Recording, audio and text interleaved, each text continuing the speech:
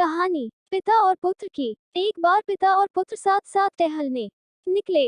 वे दूर खेतों की तरफ निकल आए। तभी पुत्र ने देखा कि रास्ते में पुराने हो चुके एक जोड़ी जूते उतरे पड़े हैं, जो संभवतः पास के खेत में काम कर रहे गरीब मजदूर के थे। पुत्र लक्ष्मीकांत को मजाक सूझा। उसने पिता से कहा, क्यों न आज की शाम को थोड़ी शरारत से यादगार बनाए। आखिर मस्ती ही तो आनंद का सही स्रोत है।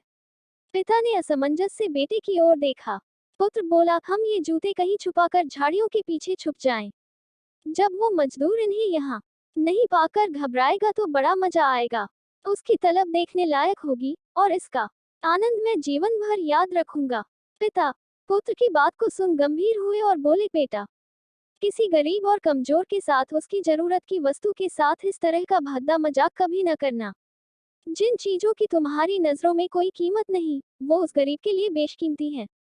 तुम्हें ये शाम यादगार ही बनानी है, तो आओ आज हम इन जूतों में कुछ सिक्के डाल दें और छुप कर देखें कि इसका मजदूर पर क्या प्रभाव पड़ता है।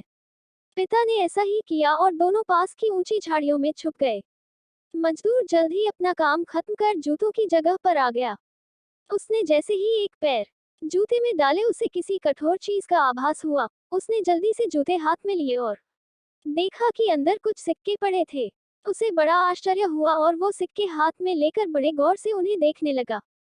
फिर वह इधर उधर देखने लगा कि उसका मददगार शख्स कौन है।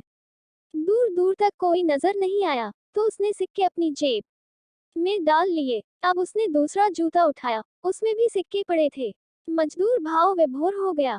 वो घुटनों के बल जमीन पर बैठ आसमान की तरफ देख फूट फूट कर रोने लगा। वो हाथ जोड़ बोला, हे भगवान, आज आप ही किसी रूप में यहाँ आए थे। समय पर प्राप्त सहायता के लिए आपका और आपके माध्यम से जिसने भी ये मदद दी, उसका लाख लाख धन्यवाद। आपकी सहायता और दयालुता के कारण आज मेरी बीमार पत्नी को दवा और भूखे बच्चों को रोटी मिल सकेगी। तुम बहुत दयालु हो प्रभु, आपका कोटि कोटि धन्यवाद। मजदूर की बातें सुन बेटे की आंखें भर आईं।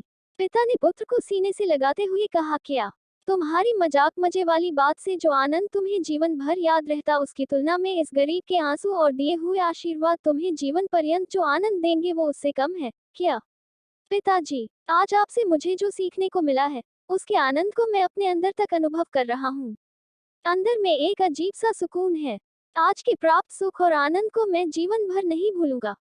आज मैं उन शब्दों का मतलब समझ गया, जिन्हें मैं पहले कभी नहीं समझ पाया था। आज तक मैं मजा और मस्ती मजाक को ही वास्तविक आनंद समझता था, पर आज मैं समझ गया हूँ कि लेने की अपेक्षा देना कहीं अधिक आनंददायी है।